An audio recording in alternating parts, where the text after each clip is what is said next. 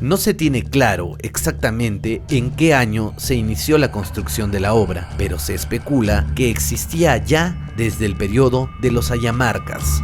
Según la tradición, Ayar Auca, inca al cual le salieron alas y hermano de Ayar Manco, por orden de este, voló al sector del Coricancha, donde se posó y se convirtió en Huaca. Además sería él el quien puso el nombre de Acamama, montón de piedras, al valle del Cusco.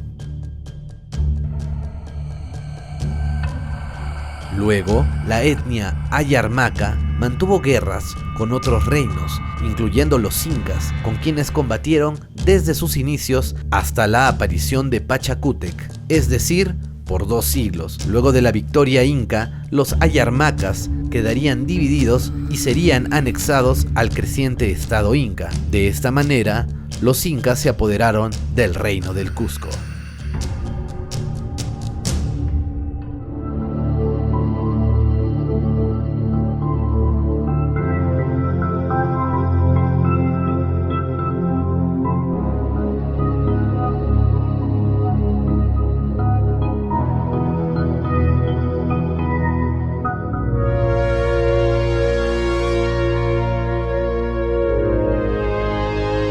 Coricancha está ubicado en el cercado del Cusco. El término proviene de 2 vocablos quechuas, cori, oro, y cancha, recinto o lugar.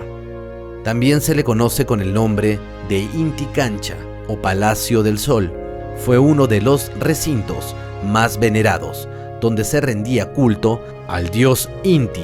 Otros autores afirman que la máxima deidad fue Huiracocha, un dios inmaterial. Esto quiere decir que en algunos mandatos de los incas, el sol era la máxima autoridad y en otros lo fue Huiracocha. Cuentan los cronistas que solamente se podía ingresar al templo con autorización del Huilac Uma o el sacerdote y se debía penetrar con el máximo respeto, en ayunas, descalzos y con una carga en la espalda en señal de humildad.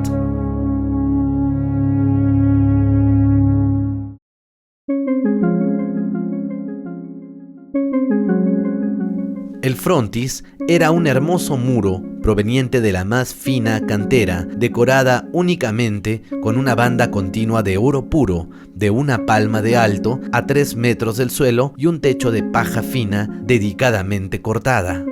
No se tiene claro exactamente en qué año se inició la construcción de la obra.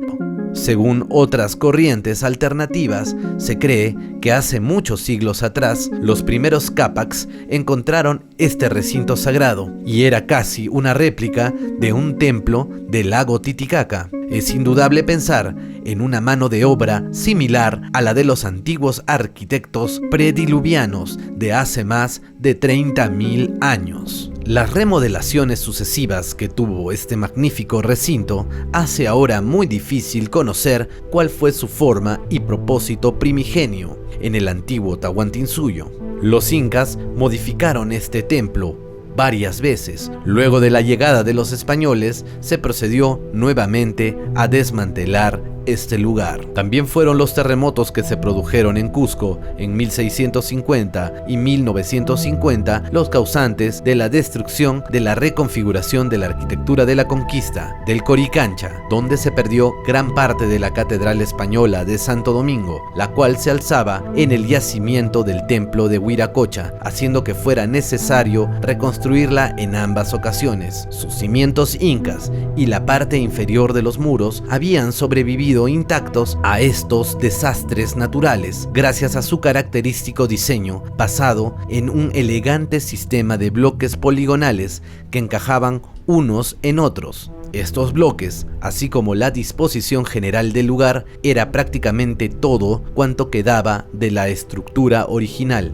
aparte de una plataforma octagonal de piedra gris que se hallaba en el centro del vasto patio rectangular y que antiguamente había estado revestida de 55 kilos de oro puro.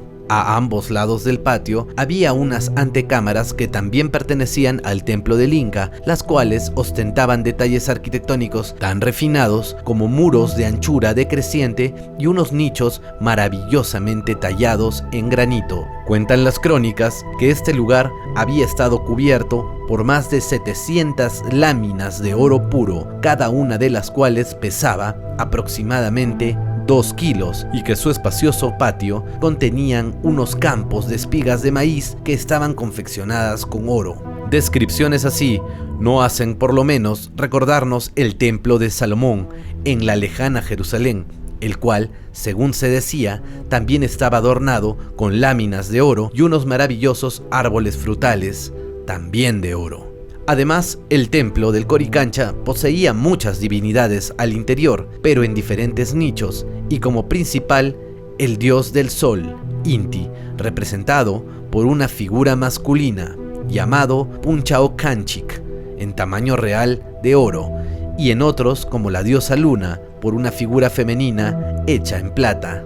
Dentro del complejo debió además existir un aposento para el sumo sacerdote Huillac Uma y los demás de menor jerarquía, y espacios para albergar a los ídolos diversos de las naciones o pueblos sometidos o incorporados, que eran traídos y concentrados en el Coricancha, permitiendo así el culto de los vencidos, de tal modo que si habían intentos de rebelión en las naciones conquistadas, las represalias en el Cusco eran contra sus dioses, produciéndose así la intimidación religiosa que le dio muchos frutos al Incario. Los cronistas también mencionan que toda esta riqueza se trasladó a Cajamarca en centenares de llamas para el rescate del Inca Atahualpa.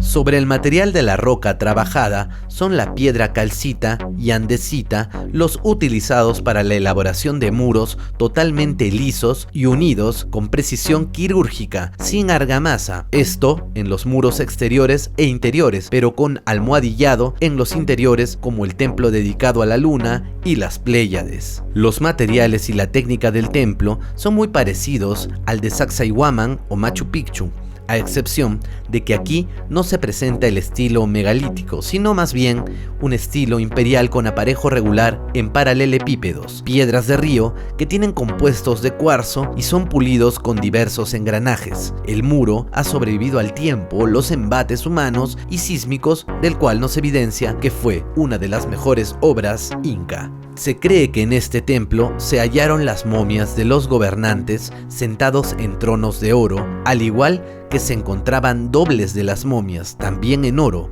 Cuando los españoles preguntaron para qué guardaban las momias de los naturales, explicaron que éstas volverían a vivir, y cuando preguntaron para qué los dobles, los naturales respondieron que eran los huayques, ya que si la momia original se perdía o destruía, los dobles serían los que volverían a vivir. Se cuenta también que las momias miraban al oeste, mirando al pueblo, excepto Manco Cápac, el hijo predilecto que miraba directamente al gran disco solar.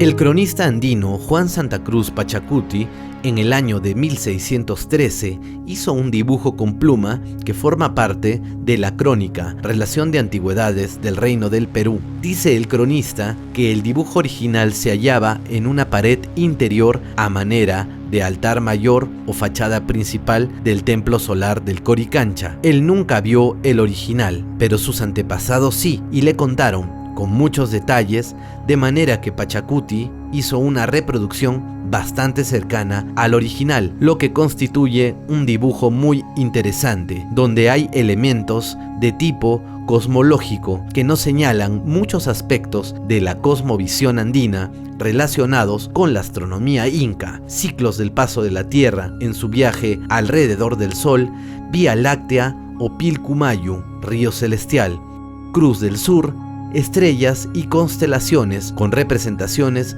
de muchos dioses del panteón inca. Otros dioses que tuvieron morada en este recinto fueron el rayo, el relámpago, el arco iris, el granizo. Además, las Pléyades, Venus, la Cruz del Sur, la constelación de Orión y estrellas como Akochinchay y Chucho Kouyur, infiriendo de esto que fue un importante observatorio astronómico. Lo último que se sabe de estos dioses es que muchas imágenes fueron llevadas a la región de Vilcabamba por Manco Inca Yupanqui, juntamente con otras reliquias y momias de antepasados incas. Es probable que muchas de estas maravillas no pudieron escapar del proceso iconoclástico de la extirpación de idolatrías, o tal vez se hallarían en poder y custodia de andinos bolivianos. Algunos estudiosos afirman que fueron evacuadas a través de galerías internas del Coricancha.